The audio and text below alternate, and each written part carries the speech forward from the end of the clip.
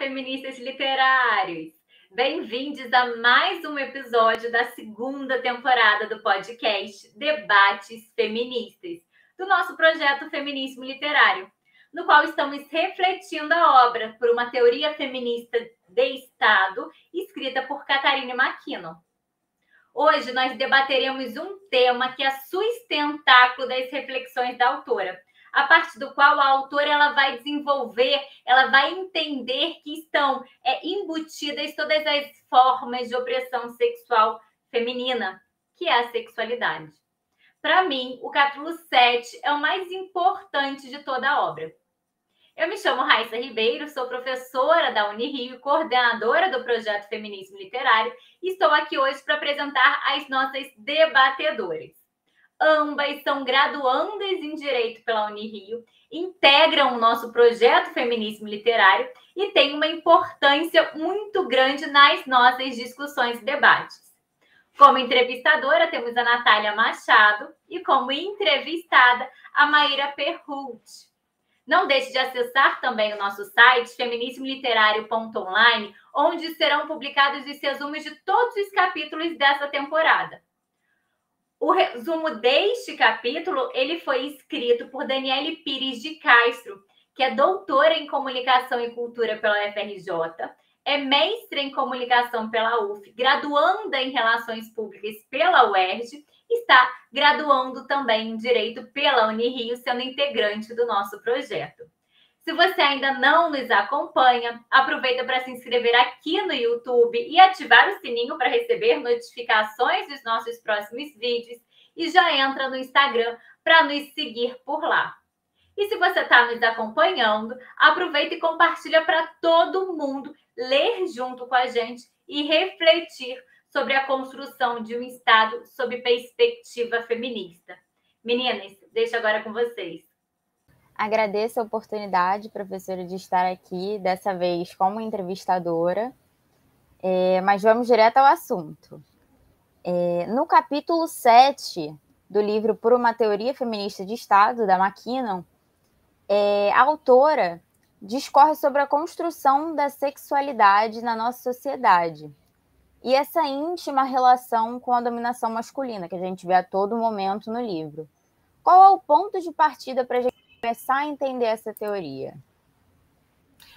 Bom, antes de começar a responder a pergunta, eu queria agradecer também a oportunidade de estar aqui. Eu vou falar um pouco sobre a crítica que a Dani Pires fez desse capítulo, mas vamos lá, vamos ao que interessa. O primeiro ponto importante para responder essa pergunta é a gente entender que o sexo não deveria ser visto como algo dado. Ou seja, o sexo, a sexualidade, eles são uma construção, não é algo natural. A gente precisa entender, então, para além do individual, o que quer dizer o sexo na nossa sociedade, como o sexo se relaciona com outros termos, como ele é praticado, como é contextualizado, entre várias outras coisas. Agora, com isso em mente, a MacKinnon vai demonstrar como o sexismo é determinante para a construção da sexualidade de homens e mulheres, que é a mesma coisa que dizer que a elaboração daquilo que é normativo quando a gente fala de sexo tem uma relação íntima com a dominação masculina. A MacKinnon propõe isso a partir de duas formulações principais. Em primeiro lugar, ela propõe que o entendimento culturalmente disseminado na nossa sociedade sobre o que é sexualidade, como deve ser o sexo, tem como fundamento essas ideias de dominação e de hierarquia. Em segundo lugar, ela fala que a hierarquia de gênero e a dominação masculina dos homens sobre as mulheres é sempre sexualizada, mesmo naquelas relações tidas como não sexuais. Por exemplo, no trabalho, que é um espaço aparentemente não sexual, a dominação do homem sobre a mulher acaba tendo um cunho sexualizado também. Então, para MacKinnon, a dominação e a hierarquia formam a nossa prática, a nossa experiência e a nossa compreensão de como deve ser o sexo. Ao mesmo tempo, as experiências de dominação em outros âmbitos tidos como não sexuais são sexualizadas. O sexo, ele seria entendido, então, como uma peça fundamental no processo de determinação dos papéis de gênero, ou seja, da subordinação das mulheres aos homens. É um assunto muito interessante, né? Então não vamos já fugir dele. Então, quais seriam as características dessa sexualidade normativa que teria sido, então, construída a partir desse contexto de dominação e hierarquia? Tá, vamos lá. Considerando que essa normatividade sobre o sexo, ela foi ditada num contexto de dominação masculina, então o que é o sexo na nossa sociedade significa o que é o sexo para o homem. Então, para entender a nossa sexualidade, a gente precisa analisar e enumerar os elementos essenciais da excitação sexual masculina. Lembrando também que essa excitação nunca é individual, ela também é uma construção social. Em primeiro lugar, nesse modelo, está a demonstração do poder masculino, que vai contribuir para definir os papéis de gênero nessa hierarquia. O papel masculino é o da dominação erótica e o papel feminino é o da submissão. Então, da mulher, a gente vai esperar uma restrição sexual, servilismo, que ela se apresente como algo que é belo, a passividade, a humilhação, muitas vezes. Então, a sexualidade da mulher é formada como se ela fosse uma coisa, um objeto para o uso sexual do homem. Os homens, então, enquanto seres masculinos, são o centro do poder, e as mulheres são definidas pelo desejo sexual masculino. A mulher é aquilo que o desejo masculino precisa para ser despertado, para ser satisfeito, é o objeto do desejo masculino. Então, as mulheres, elas são sexualmente objetificadas porque o seu significado sexual é imposto de uma perspectiva masculina, como algo que pode ser utilizado sexualmente. E os homens praticam sexo com essa imagem objetificada que eles fazem das mulheres. Esse paradigma desses dois papéis na experiência sexual, cada um ligado a um gênero específico, ele manifesta para a gente outro ponto importante da nossa visão normativa sobre o sexo, a heterossexualidade, que é afirmada por uma ideia de identidade de gênero que tem como as únicas expressões masculino como dominação e o feminino como submissão. O gênero masculino e o gênero feminino, mesmo fora de um âmbito sexual, eles são definidos pelos papéis que eles desempenham dentro de uma experiência sexual. A definição do gênero a partir do sexo encara a mulher como aquela que se encaixa no que provoca excitação e satisfação para o homem. A definição de homem como gênero também é sexualizada, né? As qualidades do que é ser homem são as mesmas qualidades atribuídas à sexualização masculina. O homem é o centro de poder, é aquele que deseja. Então, nessa perspectiva, o gênero e a sexualidade, eles são construções sociais e o seu conteúdo é idêntico. Gênero e sexualidade constroem um ao outro. O gênero e a sexualidade, eles são formas distintas assumidas pela equação social. Um homem como domínio e a mulher como submissão. Sentir isso como a sua identidade, representar isso como papel, é um domínio de gênero.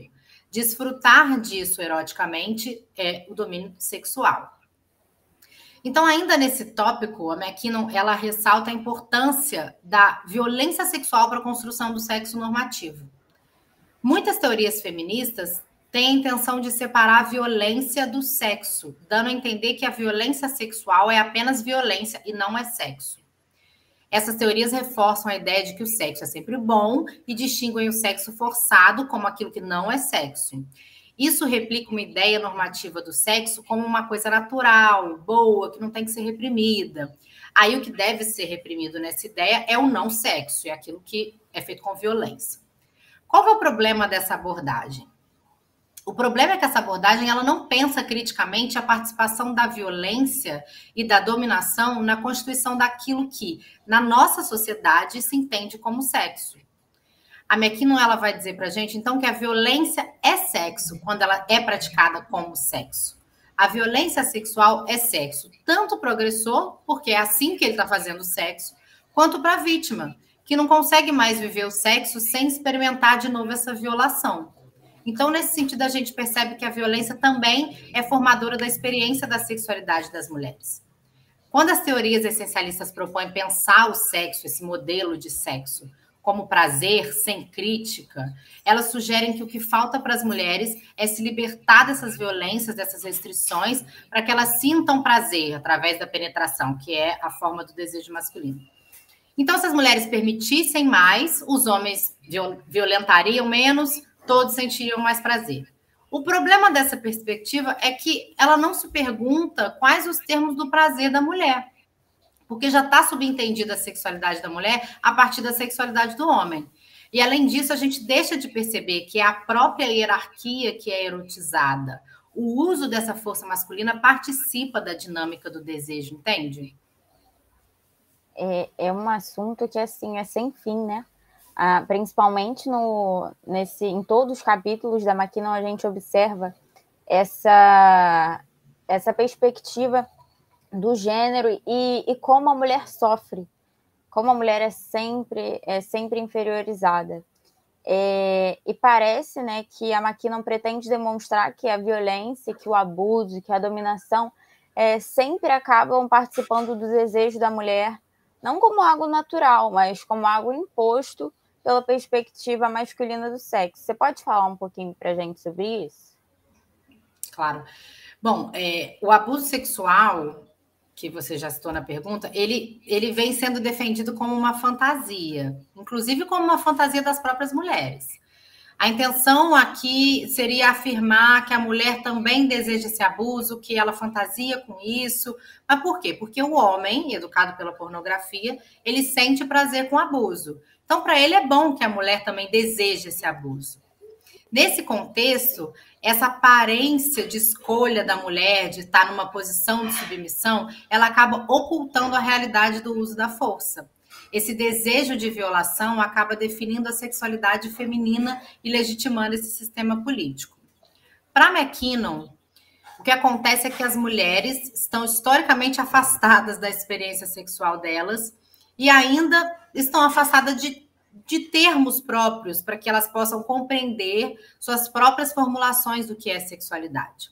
O esforço da teoria feminista deveria ser, então, identificar, criticar a interpretação da sexualidade dada pelos homens, que limitou e definiu tanto a experiência e a prática sexual, como a teoria e as formulações sobre sexualidade feminina.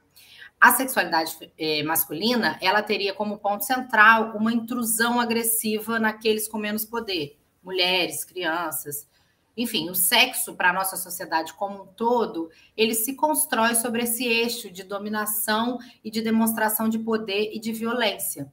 E os atos que demonstram o poder masculino seriam, para eles e para elas, sexualmente excitantes, mesmo que fosse fora das relações sexuais. É uma sexualidade que se excita a partir da demonstração do poder masculino. Só que, na verdade, as mulheres não tiveram nem chance de desenvolver os seus próprios termos para o sexo. Até aqui, a sexualidade da mulher se desenvolveu a partir de uma perspectiva somente masculina. A proposta da Mackinnon, ela pode ser inserida no interior de uma crítica ao movimento feminista de cunho liberal. Você pode explicar para a gente como que se dá essa crítica? Que proposta que a autora oferece para a gente? Bom, ela tem a intenção de desenvolver uma teoria feminista da sexualidade, no sentido de uma teoria que seria feminista não só porque é pensada por mulheres, mas porque busca entender as dinâmicas que operam a sexualidade numa sociedade como a nossa, marcada pela hierarquia entre os gêneros. A partir disso, ela provoca a gente a pensar em como seria possível uma mudança radical nessas dinâmicas. E nisso a gente consegue vislumbrar um pouco a perspectiva de um feminismo radical ali na Mackinnon. Ela rejeita as teorias sexuais que são centradas só nas desigualdades entre o sexo, no que tange à liberdade sexual, porque essa seria para ela uma abordagem superficial. Por exemplo, não é só dizer que os homens têm mais liberdade sexual que as mulheres, lutar pela liberação sexual para as mulheres.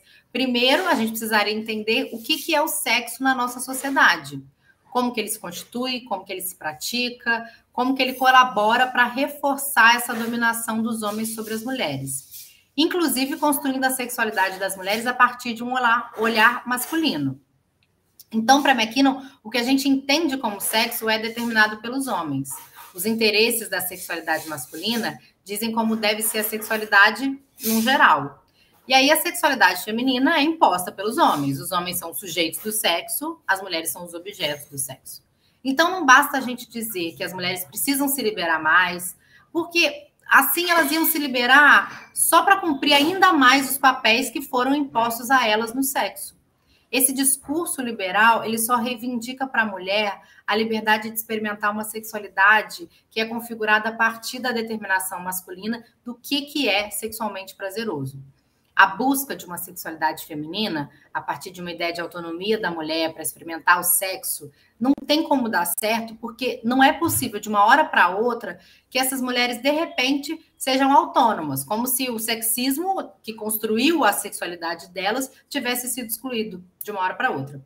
Seria uma tentativa de buscar uma igualdade numa situação que já é desigual.